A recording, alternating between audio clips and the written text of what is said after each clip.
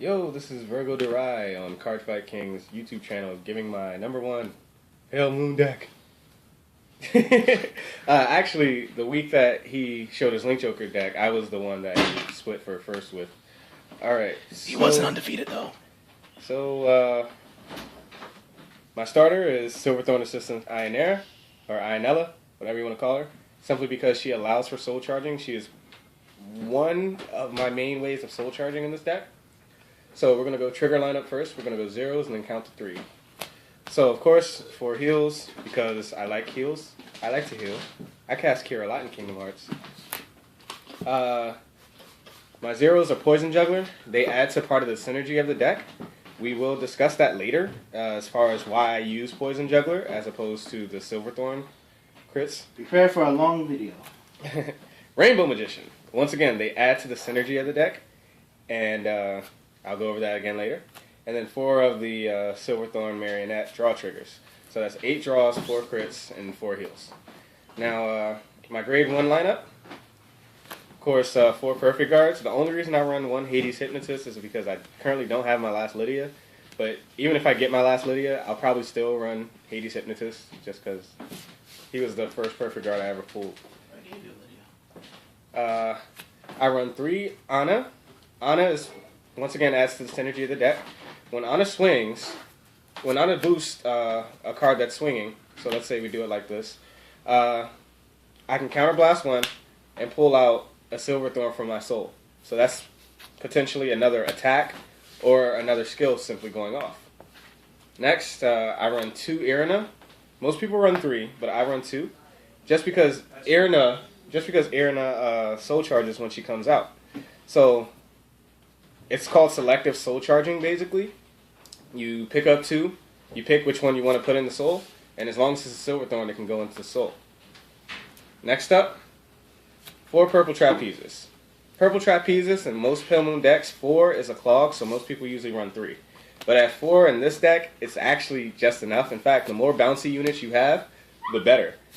Just enough like you can run more. I will be able to run more. Alright, next, my grade 2 lineup. Silverthorn Marionette Lillian. Just because Lillian is a Silverthorn, really, honestly, and she's a grade 2. That's, you know, I usually don't like 10k vanillas. Next up, my climb units. Silverthorn Rising Dragon. The reason I run these is they climb at 12k, and once again, they add to the synergy of the deck, which I will get into later. I'm just showing you what's actually in my deck right now. Next up, 4 Marichka. Marichka, combined with Ana, can make for great early to mid-game pressure. Marichka is basically the grade 2 version of Ana. So what it basically means is when she herself hit confirms, then I can pull something else out of the soul. That is a Silverthorn. Next, for my grade 3 lineup, 4 Miracle Pop Ava. This is pretty unconventional. Most people run 3 Ava, but I run 4. Just because Ava is it's an extremely pressure card, and chances are if I break ride with Ava and you're at 5 damage, you have to give an attack. You're not going to be able to win. And finally, 4 Luquiers. It is not because I can't come upon a Luquier reverse. We actually pulled 6 in the case that we bought. The reason I run Luquier, regular Luquier, is because I trade a little bit of defense for a crap ton of offense. Alright, now to explain the synergy of the deck and how this deck works. Starting with my draw triggers, the reason I run so many draw triggers is because with Marichka and Ana, as well as Luquier, I give up a lot of resources. So with 8 draws, that allows me to replenish my hand quite a bit. Rainbow Magician is my draw of choice because he allows me to shuffle my deck. In case the soul charges from Irina or Ionella don't go the way I want them to, I can shuffle my deck and reshuffle those triggers, especially if I need that shuffle. Now for the 4 crit triggers I was explaining to you about. These guys, you choose one of your Pale Moons and that unit gets 3,000 until the end of turn. Normally that really wouldn't matter much, but if you combine that with a dragon, it makes dragon goes from a normally 18k column to a 21k column, and that's a whole nother 5k shield. the reason, you know, a lot of people are like, how would it ever get into your soul? Sometimes I soul charge it. Sometimes I call it from hand with a final push.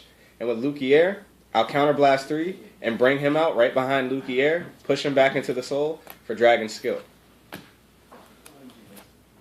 Alright, next, more synergy, more synergy. This deck has so much synergy.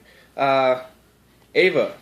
The most popular combo with Ava is to break ride over Ava, and let's say I have 2 dragons on the side. I break ride Luquier, and let's say I have 2 purple trapezes into the soul. Most of the time, purple trapezes I get into the soul by either soul charging with Ava or simply just calling it and pushing another purple trapezes in.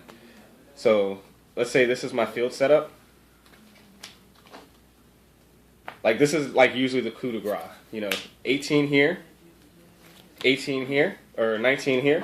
If I've soul charged, if I broke ridden over Ava, then I go 20k. Then I push 2 units into the soul. I bring out purple trapezes, and then I use purple trapezes to push 2 more in. Luquier immediately jumps up to 32 on her own, and now I have 2 more 18k swings. If I've decided to use my poison juggler before that, that is yet another 5k shield. So, and if I used it twice using Luquier's call skill, that's 10k shield. This deck is meant to eat hands, and early on, it's meant to utilize Anna and Marichka combined with the soul charging skill of Ionella to pressure my opponent to get to 4 damage before they can actually ride their grade 3. If you're at 4 damage, I have a theory. If you're at 4 damage before you ride to grade 3, and by the time I bring out that coup de grace combo that I just introduced, like that I showed you with Luquier, if you're at 4 or even 5 damage, you don't have that many attacks to give. If you're at 2 damage and I do that break ride, you're pretty good. You can let, 3 of the 5 attacks hit and still be okay. But if you're at 5 damage, even if you have a hand of 10 cards in your hand, chances are you're giving up crap ton of hand advantage.